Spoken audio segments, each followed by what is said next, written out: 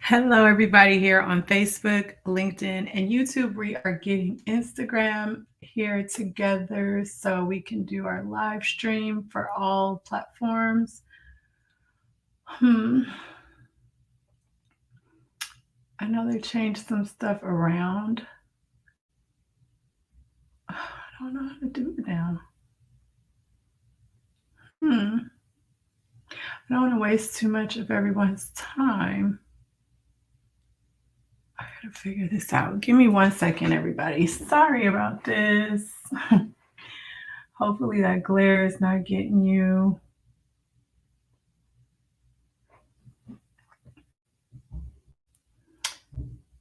Yeah, I know like with these updates, they changed some stuff, but now it's like I don't know where anything is. Ooh, I think I found it. Is that?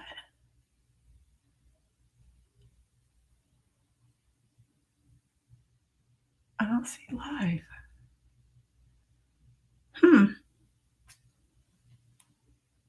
All right, we're just gonna have to leave them out of it today. Maybe we'll upload it afterwards. But how are you guys doing? We're gonna go ahead and get started.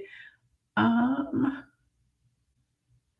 yeah, they changed Instagram, and now I don't really know how to go live on here because when it wasn't working, I did not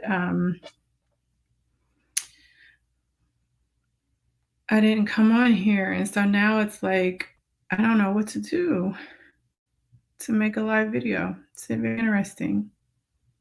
So anyway, let's get started. We'll just leave Instagram out. We'll come and talk to them later. What we are going to be talking about today is the mastery of love. For those of you that have been following along, we finished The Power of Now, and so we're on to the Mastery of Love by Don Miguel Ruiz. And we are on chapter 1, page 17, if you have the same version of the book that I do. And so we'll just go through just a little bit of it so that we don't go too far for Instagram since they are no longer able to participate right now. So anyway, page 17. When a human is born, the emotional mind, the emotional body is completely healthy. So we are born into this world perfectly whole with a clean slate, no matter what others would have you to believe. But maybe around 3 or 4 years of age, the first wounds in the emotional body start to appear and get infected with emotional poison.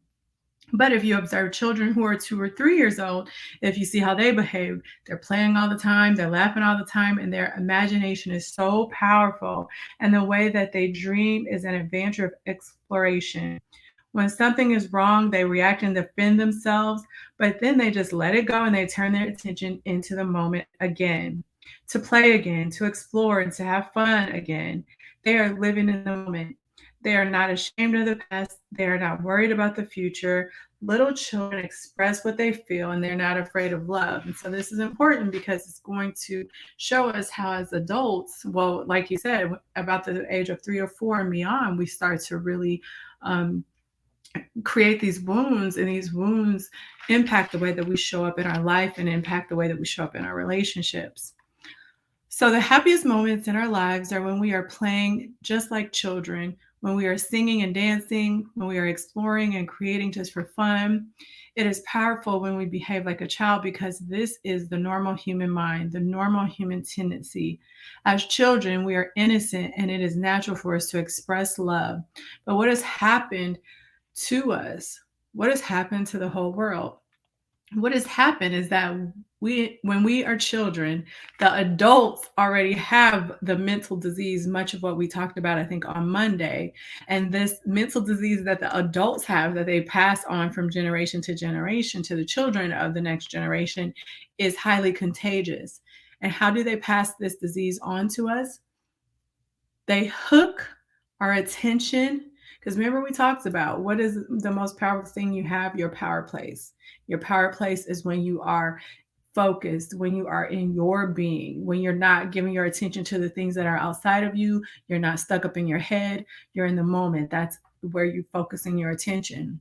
However, he's saying that the adults hook our attention and they teach us to be like them. So, this is the first way that we start to incorporate these bad habits and these conditionings from our society and our parents and all the things that then cause us not to be able to show up fully for ourselves and starts to create this pain and these wounds that we experience as we go through adulthood. So these adults pass on their issues by hooking our attention and teaching us to be like them. That is how we pass our disease to our children, and that's how our parents and our teachers and our siblings and the whole society of sick people infected with the disease continue to pass it on. What they did is they hooked our attention and they put information into our mind through repetition. For any of you that have worked with me privately, you know that some of the number one ways that this is going to bug me. That light is just about to get on my nerves. Hold on a second. I'm just going to do that. All right. So one of the things that I teach my private clients is how there's a lot of conditioning that happens at a place in your development where your brain waves are very impressionable to the information that you receive. A lot of it is important, right? Because we're being taught things that are going to keep us safe, that are going to teach us certain things that are helpful. But then there's things that he says that adults pass on to us that are very harmful in our growth and our development and our ability to express and receive love in a healthy way. And one of the things that you'll have to realize is that there are these things that get implanted through this conditioning that if you start to find that as you get older, you're having problems in your relationships, you're having problems even with self-love and, self, not having doubt in yourself. And a lot of what is going on is this conditioning that you have subconsciously picked up just through repetition of being around your parents in school and society. But when you try to then move forward and try to create these relationships, you don't even recognize that there's something that was conditioned into your psyche that is wrong because you know no other way. And when you start to experience this conflict and this strife within and without, you try to fix it, you try to change it. And oftentimes when you do this, it doesn't stick, it doesn't work. And that's because we're not taught how to truly and appropriately make long-lasting changes. And it doesn't start with, first and foremost, changing our environment. And it certainly doesn't start with us working on these surface level things in our life, like time management, organization, self-care, like taking a bath and all that stuff. It starts usually within from deep-seated internal things that you've picked up through repetition, through the conditioning that you have experienced from a child, a highly impressionable child, growing into where you are today.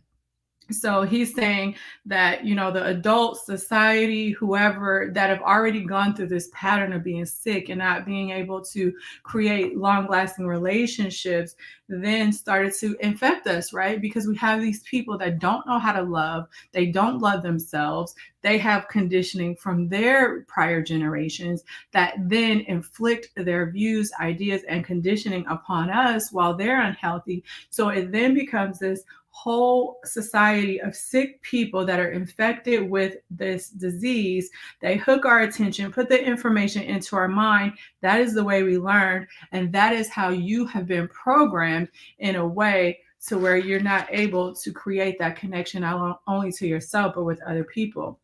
And he states the problem is the program, the information we have stored in our mind. By hooking the attention, we teach children a language. We teach them how to read. We teach them how to behave in their dream and how to dream. But we also domesticate humans in the same way that we domesticate a dog or any other animal, with punishment and reward. And we think that that's perfectly normal. What we call education is nothing but domestication of the human being. And I don't want you to only look at this as domestication and education in the public school system. This is the indoctrination that you have experienced for most of your life that has you carry these wounds forward and not be able to create the relationships that you want to create.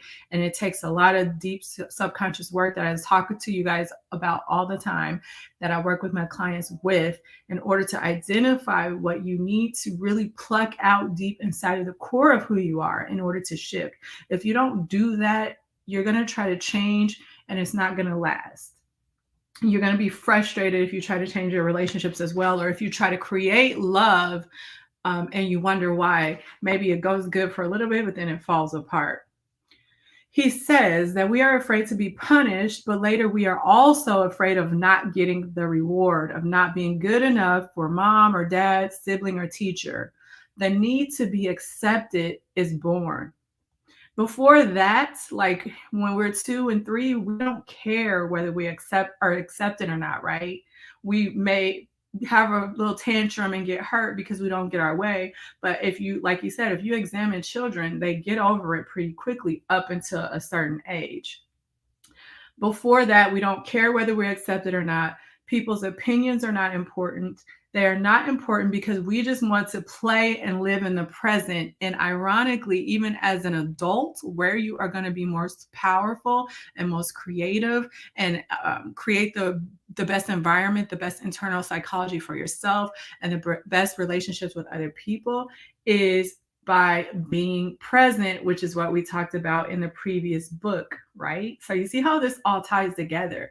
You can get a method from one book, or you can try to chase down all of these different pieces of information. But at the end of the day, if you want to become a truly powerful human being and you want to truly stand in your power and experience the abundance and the love that you want, it's all coming back to the core principles about being present, tapping into your authentic self and living from that space, because from that space, that is how you get everything else that you want in life. The fear of not getting the reward becomes the fear of rejection. The fear of not being good enough for someone else is what makes us try to change, or what makes us try to create an image, right?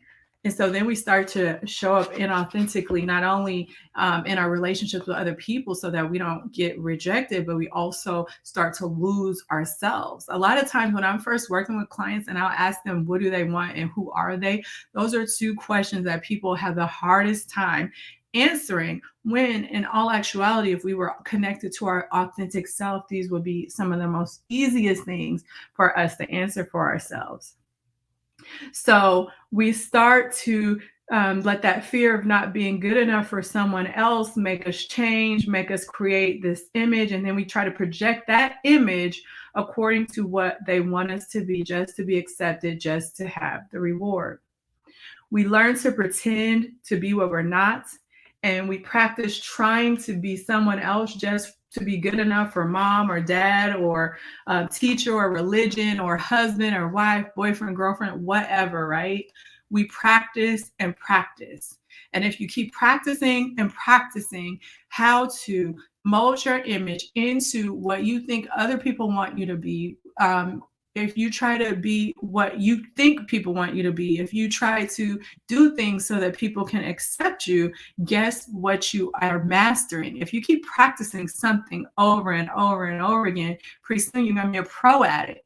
But the problem is you haven't been mastering yourself. You've been mastering this false sense of self that you've created so that you don't have to be rejected by whatever it is that you want to accept you. And so you end up mastering how to be something that you're not. I want you to let that sink in for a little bit, because that is another reason why, if you feel like you have stress and you feel out of control and you feel frustrated and tired and unfulfilled, it's not about all of the other things that are going on outside of you. It's not your job, it's not your partner, it's not your kids, it's not your mom, it's not all of that. Because now we are all at a state where we can take charge of how our life unfolds. It is because we have practiced for so long being somebody that we're not, just to fit in or just to get acceptance and love, that we have created and mastered something so that we don't even know who we are anymore. And he's saying the same thing that I'm saying. Soon we really forget who we are and we start to live our images. So once you master this image, that's who you are. That's who you are, even though that's who you really aren't. That's who you are. And for some of us, listen here, we create not just one image, but many different images according to the different groups of people that we associate with. We create an image at home, an image at school, and when we grow up, we create even more images. And some of this is benign, right? You're not going to go to work and be your unprofessional self, because there's some standards that go to that. But that's not what he's talking about. The core of who you are. There are people at work that don't know the real you. You don't know the real you. Your family knows a different you. Your partner knows a different you. Like, it's just getting out of control. So you create all these images. He said this is also true for a simple relationship between a man and a woman. The woman has an outer image that she tries to project to others, but when she is alone, she has another image for herself. I cannot tell you how many times when I start working with clients and it takes them so long to say who it is that they really think that they are, who they want to be, and what they really want. Not partly because it's been lost because you've mastered being fake, right? But then the other reason why this comes about is because you get scared. You get scared to be yourself. Because the problem is, remember I said you practice and practice and practice and you master how to be what you're not. So then you start to live that. But then there's something in your heart that's always telling you, no matter how much you try to be this person in this relationship, this person at work, this person at home, there's always something in your heart that is telling you that something is not right, that you are not living your potential, that you are not living your purpose. Maybe the relationship that you're in is not the right one for you. Maybe the habits that you are indulging in are not for your highest and best good. There's always something inside of you that will tell you. And when you ignore that, it tends to manifest as sadness, depression, being tired, being unfulfilled, being all of the things, when a lot of the time what will solve that is getting back to the authentic you and then living life from that space. So the man also has an outer image and an inner image. By the time the woman and man are adults, the inner image and the outer image are so far different that they hardly match anymore. So who you are on the outside versus who you are on the inside doesn't match. And that's the same for you, for a man, for a woman, for most people that don't do the work to learn how to not master whoever the personality that is going to be accepted, but they don't take the time to master themselves. If you truly don't do the work for personal mastery, all the things that I teach you when I'm doing these live streams, when I'm doing coaching, if you're not going to master this in your life, you're going to find that everything that you try to live, you're always living these double lives. All right, so your inner image and your outer image don't match, and most of the people that you encounter are the same way. And so in the relationship between a man and a woman, there are 4 images at least, right? Because you both have this outer image, then you both have an inner image. That's a hot mess right there. 4 different personalities trying to work together to try to create love out of a place where people are acting like what they are not, or they've become what they truly are not. All right. How can they really get to know each other? He says they don't. They can only try to understand the image, but there are more images to consider. When a man meets a woman, he makes an image of her from his point of view, and the woman makes an image of the man from her point of view. Then he tries to make her fit the image he makes for her, and she tries to make him fit the image that she makes for him. So guess how many more images now? That's 2 more images. So now you have 6 images in this relationship, and we wonder why we have confusion, we have strife, we have pain, we have turmoil in our relationships. Of course, they are lying to each other, even if they don't know they are lying. Their relationship is based on fear, it's based on lies, It is not based on truth because they cannot even see through all their fog. So if you are not doing the work, if your partner is not doing the work, then there is some sort of veil that is stopping you guys from being able to approach the relationship from your authentic self, meaning that you really are never going to get to the truth and get through the fog in order to elevate the experience in that relationship and experience what it truly means to master love. In the period when we are little children, there is no conflict with the images we pretend to be. Our images are not really challenged until we begin to interact with the outside world and no longer have our parents' protection. And this is why being a teenager is particularly difficult. Even if we are prepared to support and defend our images, as soon as we try to project our images to the outside world, the world will fight back. The outside world starts proving to us, not privately, but publicly, that we are not what we pretend to be. Let's take an example, he says, of a teenage boy who pretends to be very intelligent. He goes to a debate at school, and in that debate, there's someone who is more intelligent and more prepared that wins the debate and makes him look ridiculous in front of everyone. This teenage boy will try to explain and excuse and justify his image in front of his peers. He will be so kind to everyone and will try to save his image in front of them, but he knows he's lying. Of course, he tries his best not to break in front of his peers, but as soon as he's alone, he sees himself in a mirror and he goes and he breaks the mirror. He hates himself and he feels that he's stupid and he's the worst. This is a big discrepancy between the inner image and the image he tries to project to the outside world. And the bigger that gap, the more difficult the adaptation to the society dream and the less love he will have for himself. So if you think about what he's saying, it's kind of helping you understand how insidiously this happens, right? Because you get in the habit of conditioning yourself to be what everybody expects you to be, even your own maybe unrealistic expectations of who you should be. And so you build yourself up off of this ego that you've identified yourself with. But in the outside world, there's always going to be somebody that might be better, that might be cuter, that might be smarter, whatever. That doesn't mean that there's anything wrong with you, but because we are used to competing for not being rejected and for attention and for love and acting in a certain way to get what we want, things as benign as that start to shape our inner psyche and have us doubt ourselves and have us talk negatively to ourselves. And then we start to go into the cycle where we don't love ourselves anymore. So between the image that this teenager pretends to be and the inner image when he is alone are lies and more lies. And how many of you can relate? How many of you are different?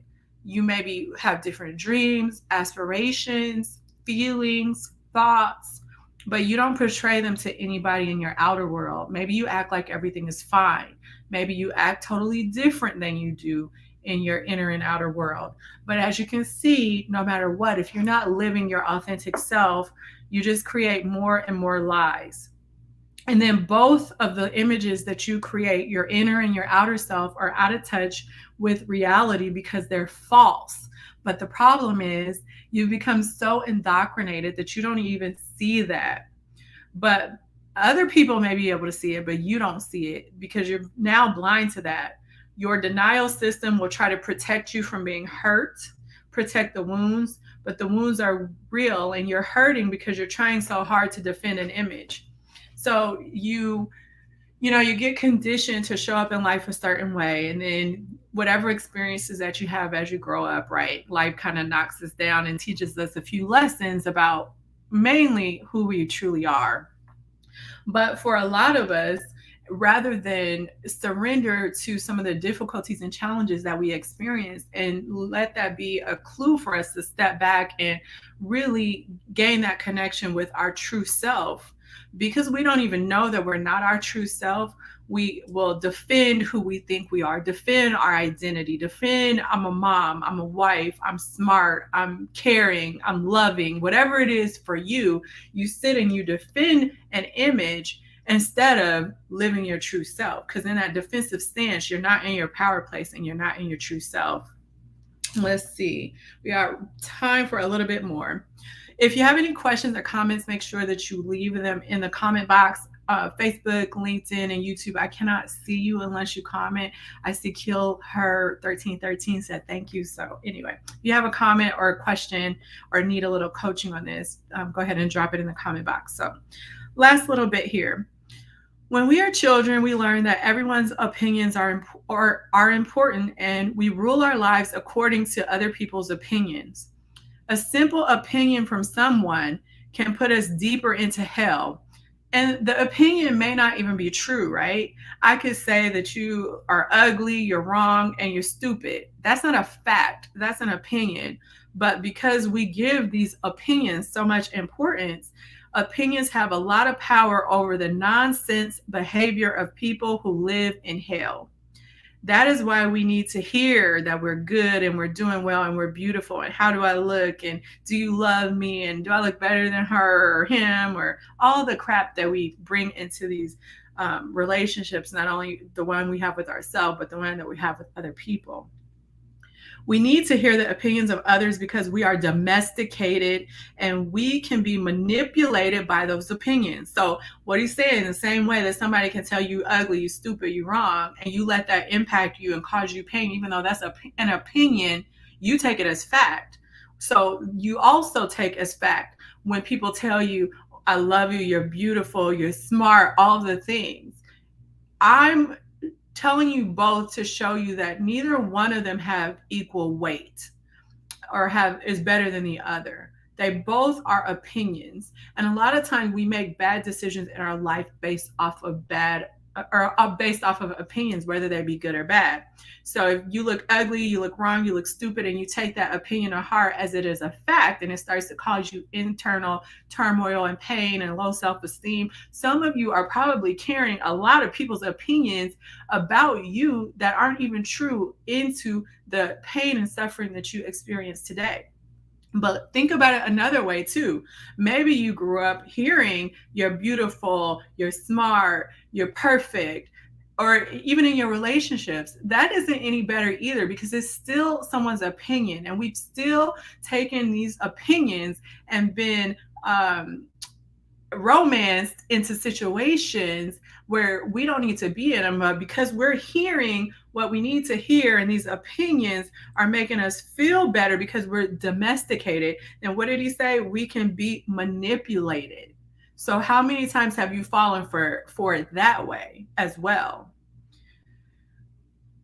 So he's saying, because we've been domesticated and because we can be manipulated by opinions, we seek recognition from other people. We need emotional support from other people. We need to be accepted by the outside dream via other people. And he said, especially teenagers. I know this is not all teenagers. He's making a generalized statement, but I'm just going to say all of us. This is why we try to numb ourselves, drinking alcohol, taking drugs, smoking, or whatever other addiction that we accept or we bring into our life just so we don't have to feel this pain or feel the discomfort of not having the emotional support that we expect due to our conditioning. It is just to be accepted by other people who have all those opinions. It is just to be considered cool. So many humans are suffering because of all the false images we try to project. Humans pretend to be something very important, but at the same time, we believe inside that we're nothing. We all want to pretend like we got it going on, like we're important, we're self-loving, we cutting people off if they don't love us back. But at the same time, inside, most of us believe that we are nothing. We don't have anything to offer. Think about the words that you use when you talk to yourself and how demoralizing that is, even if you don't show it on the outside.